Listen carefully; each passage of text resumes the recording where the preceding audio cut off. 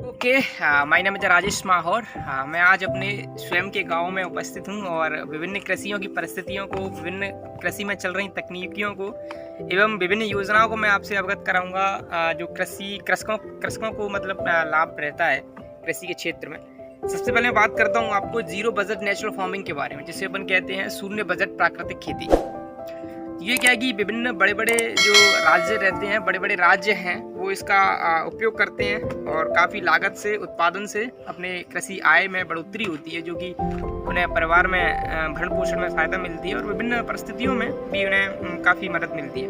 तो ये natural farming क्या होती है? प्राकृतिक जीरो बजट प्राकृतिक खेती के नाम से ही स्पष्ट हो रहा है कि शून्य बजट, यानी कि विभिन्न मतलब बिल्कुल लागत ना हो, है ना, पैसे बिल्कुल ज़्यादा लागत ना हो और उत्पादन ज़्यादा हो। पहले 1990 में जो ग्रीन रिवॉल्यूशन हुआ था कृषि के क्षेत्र में, जो हरित क्रांति हुई थी 1990 के दौर में, तो वो क्रांति हुई थी कि कृषि के उत्पादन को बढ़ाया जाए। अब कृषि के उत्पादन को अपन किस चीज़ से बढ़ा रहे हैं कि उसमें केमिकल यूज़ कर रहे हैं अपन, उसमें विभिन्न रसायन जो हानिकारक रसायन से होते हैं, तो कृषि में जाते हैं तो विभिन्न बीमारियां उत्पन्न हो रही हैं। तो इसका ये बढ़ावा दिया गया था कि नेचुरल फार्मिंग से क्या है कि अपन जैविक कृषि करेंगे और जैविक कृषि करने के माध्यम से लोगों को क्या है, बीमारियों में गिरावट भी आएगी, उनके उत्पादन में बढ़ोतरी होगी, उनका जो लागत लगती है, इनपुट्स लगते हैं उसमें कमी आएगी।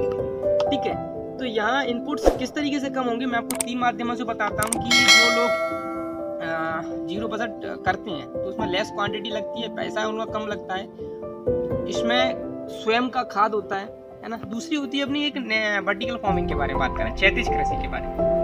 तो क्षैतिज कृषि क्या होती है कि 3 अपन उसमें आयामों में उसको उगाते हैं, जैसे कि हाइड्रोपोनिक्स रहता है पहला, और दूसरा उसका रहता है एक्वापोनिक्स रहता है, तीसरा रहता है अपना एयरोपोनिक्स रहता है। तो इसमें क्या करते हैं कि हाइड्रोपोनिक्स में लेस सॉइल, यानी कि भले ही उसकी मिट्टी कम हो, मतलब मिट्टी की मात्रा इसमें कम रहती है, विभिन्न उससे पोषक तत्वों को पानी के माध्यम से डायरेक्ट उस पौधे को दिया जाता है और उस पौधे में जो भी उत्पादन होता है वो उत्पादन मिट्टी की तरह ही होता है। तो इसमें सॉइल की क्वांटिटी को अपन कम करते हैं, दूसरी चीज।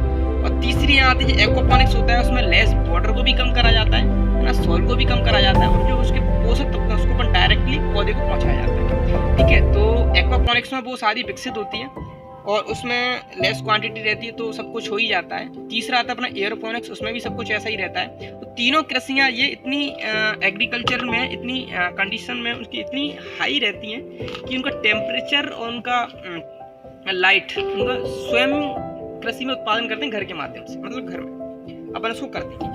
अब मैं बात करूँगा कृषि में टेक्नोलॉजी की, जो कृषि में भी टेक्नोलॉजी को अपन यूज़ करते हैं और उत्पादन को बढ़ाते हैं। तो क्या देखो, इसमें एक रोबोटिक्स रहता है, वो ऑटोमेटिक, सब लोग जानते हैं रोबोटिक्स का अपन यूज़ करते हैं। अभी तो ड्रोन का यूज़ हो रहा है इंडिया में, है ना, विभिन्न क्षेत्रों में, हरियाणा है अपना, गुजरात है, इधर ऊपर चले जाइए राजस्थान, तो इनमें क्या कि टेक्नोलॉजीज को अपन यूज़ करते हैं। हालांकि एमपी में भी है, ऐसा नहीं है।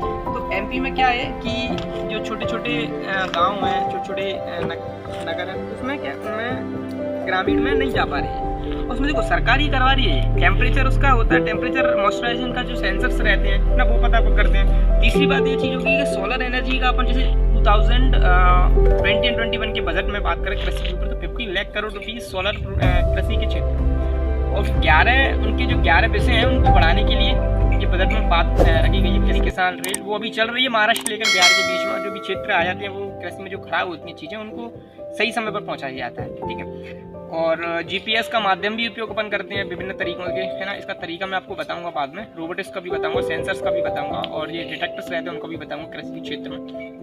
और विभिन्न केमिकल्स एंड जो भी टेक्निकल्स आ रही हैं, टेक्नोलॉजी आ रही है कृषि के माध्यम एग्रीकल्चर में अपना सबसे पहले जो खुला था imperial institute of agriculture Bihar में, उसका स्कूल में PhD करा रहे हैं, मतलब इसका शोध हो रहा है पूरा एग्रीकल्चर के बारे में। जब तक इसका उत्पादन सही नहीं होगा तब तक देश आगे ही नहीं बढ़ेगा, है ना, दूसरी बात। और ये अपन बात करते हैं देखो इसकी कि जो योजनाएं चल रही हैं, जैसे फसल बीमा योजना है ना, जो कृषि लॉकडाउन के समय में हर जमीन पर पैसा मिल रहा है सरकार के माध्यम से, तो सबको मतलब वार्षिक मिल रहा है, ऐसा हिसाब में चल रही है सरकार के माध्यम से। वो सारी कृषि तक, कृषकों तक पहुंच रही है, कृषि में पहुंच रही है कि नहीं वो एक अलग बात है। उस पहुंचाने के लिए वो बीच में करप्शन आ जाता है, वो हालांकि पहुंच रही है, ऐसा नहीं है कि नहीं पहुंच रही, तो सारी योजनाएं पहुंच रही हैं, सारी सब कुछ पहुंच रहा है। तो बस इसमें ये आपको जानकारी मैंने बताई थी कि ये सब कुछ क्या होता है। और अगर आपको अच्छा लगा, मैं न्यूज़ बताता रहता हूँ, आपको न्यू क्षेत्र की जानकारी बताता रहता हूँ। आज मैंने कृषि के बारे में बताया, 2-3 चीज़ें आया बताई, मैं आपको हमेशा बताता रहूँगा। और जो आपको अच्छा लगे तो प्लीज़ मेरे चैनल को सब्सक्राइब कीजिएगा, लाइक करें, शेयर करें, बस।